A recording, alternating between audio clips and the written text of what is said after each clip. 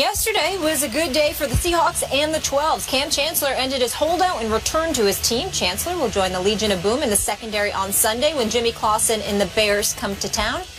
Here's Kam. So I'm just happy to be back. Just happy to be back playing football. Happy to be back with the organization, with my team, with my teammates, my coaches. You know, they were highly missed. You know, it was hard to watch those games. You know, I'm just ready to play football now. You know, watching those losses, you know, it hurt me. Just being the leader that I am. So, you know, I think the time is now to, you know, come back and put all business to the side and address it after the season. You know, just get back to work. The time is now, Skip. What did Kam gain from this holdout? Stephen A. Smith, I again want to congratulate you on breaking this story near the top of our show yesterday. I know you're tight with Kam. I respect and appreciate that. I said immediately, and I sort of got hit with this right out of the box as we opened the show yesterday, it struck me as noble and impressive that Kam swallowed his considerable pride, listened, as you pointed out, to Ray Lewis, the great Ray Lewis, and said, I got to get back and help my football brothers in that locker room. Love all that. Then last night, after you and I talked, I began to think about, okay, so what's the upshot of all this? What purpose did this serve? What did Kam ultimately gain from all this? What did he earn from all this? And the answer is absolutely nothing. All that he accomplished was helping his brothers in that locker room dig an 0-2 hole for themselves, right? I mean, if he's there, I think they win the first game at St. Louis. I don't know about the game at the Bad Man at Lambeau Field, but maybe they win that one too with Kam. I don't know. But he lost 2 game checks. It's about $500 grand. Now, I don't know, maybe Seattle quietly will make good on those 2 checks. I don't know that, but maybe not. I think they dug in, did Seattle management. We've talked a lot about that. So the quarterback of the defense, the guy who runs the defense, what was his game plan through all this off the field? What was the goal here? Because whatever it was did not get accomplished. Seattle was willing to negotiate with him all along because they had had discussions. I don't know how fruitful those discussions were. You don't think very, and they tended to alienate him pride-wise by what they told him to his face, both the GM, Schneider, and obviously Pete Carroll was on board with Schneider here. So there's bad blood that got dealt on both sides through this. Kam's not happy about it. He has no leverage left. So once you go down that road, for me, you got to keep going down that road until you win. Because I'm going to use this example one last time. The Emmitt Smith that I went through as I was covering the Cowboys. Super Bowl champs, 92, going to 93 football season.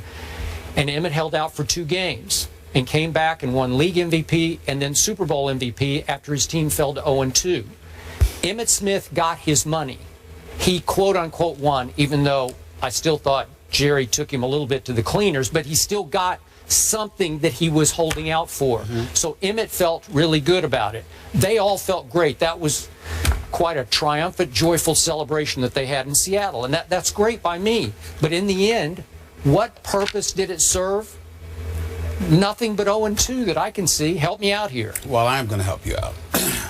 First of all, Kam Chancellor to me is similar to a Kobe Bryant, a Dwayne Wade, you know, people like that. To a degree, Shaquille O'Neal, to Michael Jordans, to the Charles Barkleys, Kenny Smiths. I mention names like that, Skip Bayless, because those are individuals that I know personally, that I have a strong level of affection for, simply because I respect them as men. Yep. Intent matters. Yes, Kam Chancellor wanted to get his money, but he also felt disrespected. I get it. No one's trying to knock John Schneider this way, because I don't know the man. Never met him, never talked to him. It's wrong to cast aspersions on him. But it was clear in talking to Kam Chancellor, and he can give people the details when he wants to, because that's his personal business, and I'm not going to violate his trust. But he has okayed me to say he felt disrespected. Sure. And it was a challenge for him to walk back, to shove all of that aside just to get back to work. Individual pride, while unwise in its usage sometimes, ultimately has to be exercised from time to time to get others to raise up and recognize there's a certain way you just can't come at people. There's a certain way you just can't treat people. They're not having it, and it's not going to go down like that. So when you say what did Kam Chancellor accomplish, you're looking at it strictly from a football perspective. Initially, it was just about football. But what argument I am absolutely 1,000% sure he would make to you and anybody else who's listening is that it elevated to a point where it wasn't just about football anymore, which is why it wasn't just me on the phone with him. There were other folks too, including our very own Ray Lewis. And if Ray Lewis wants to talk about that, he's capable. He can do that himself. Ray Lewis was on the phone with this brother, talking on a much, much deeper level. I'll get a little bit personal with both of you if you don't mind. Skip will appreciate this story. You don't know about it.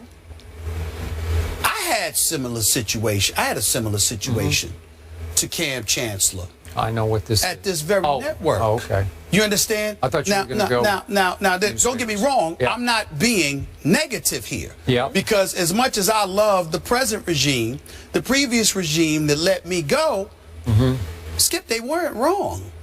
But I didn't know that at the time because I was caught up in my value, what I brought to the table, and how I felt I was being treated as opposed to appreciating the position that other folks within, the job that they had been assigned to do, and how they're supposed to go about doing it. When you are a novice in a particular category, you tend to personalize things from time to time, which I did, because you thought it was an indictment against you and your level of production when you thought it was at a level that warranted what you wanted.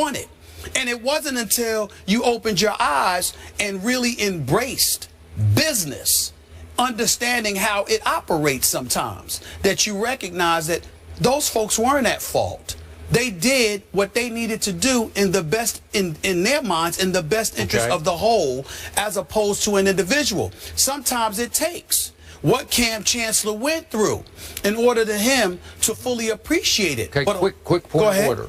When you talk about your ESPN experience, you weren't having to, you didn't do what you did at the expense of a football team. No, I didn't. Just you. No, right? I didn't. But at the same time, if you're a part of the team, you're a part of the team. If they're utilizing you in various ways, okay, and your attitude ain't right, then it's a detriment to the whole.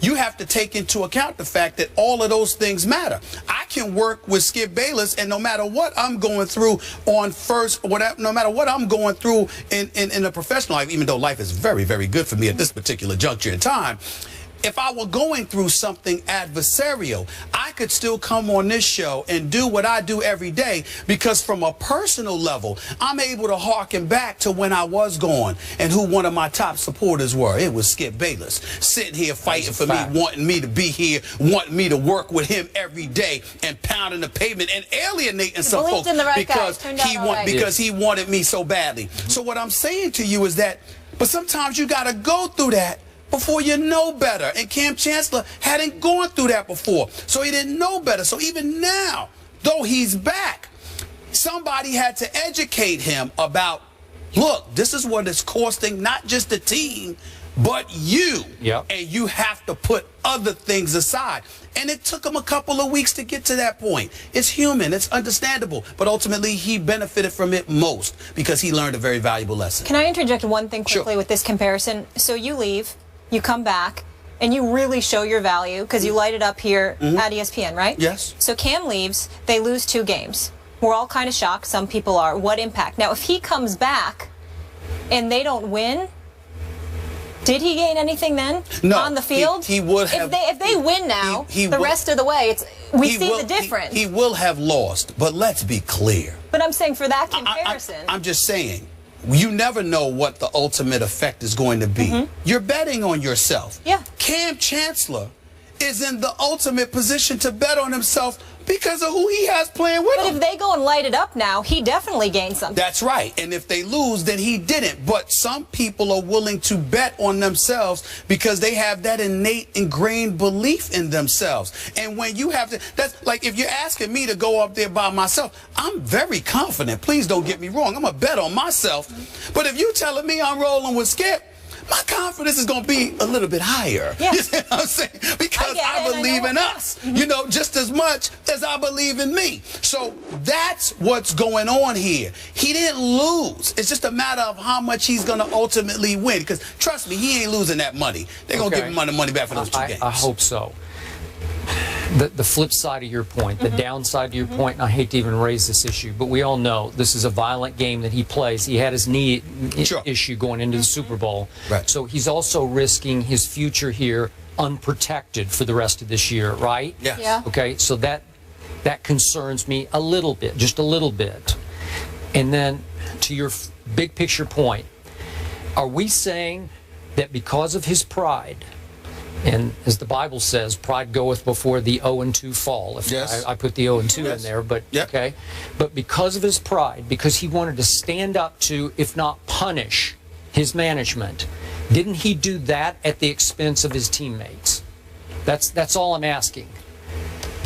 You did it at the expense of your teammates if the end result isn't what you desired it to be.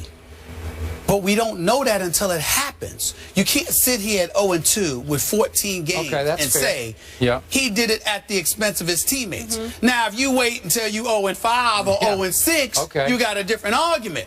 But 2 games into the season with 14 to go, I'm with you. Okay, you can't say he did that at the expense of his team. The only thing you got going on your side of that argument is you now have Jimmy Clausen and the Detroit Lions coming to town. So you got a chance to at least right the ship initially. Sure. So I give you that point, but I still not exactly sure what got accomplished here.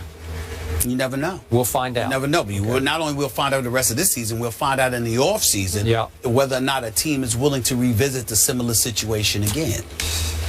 Or do you trade them? Maybe. Maybe. We shall see. Moving on, though, Patrick Kane is under investigation for sexual assault, but he's still playing in the NHL. Should he be? We'll get into that story on the other side.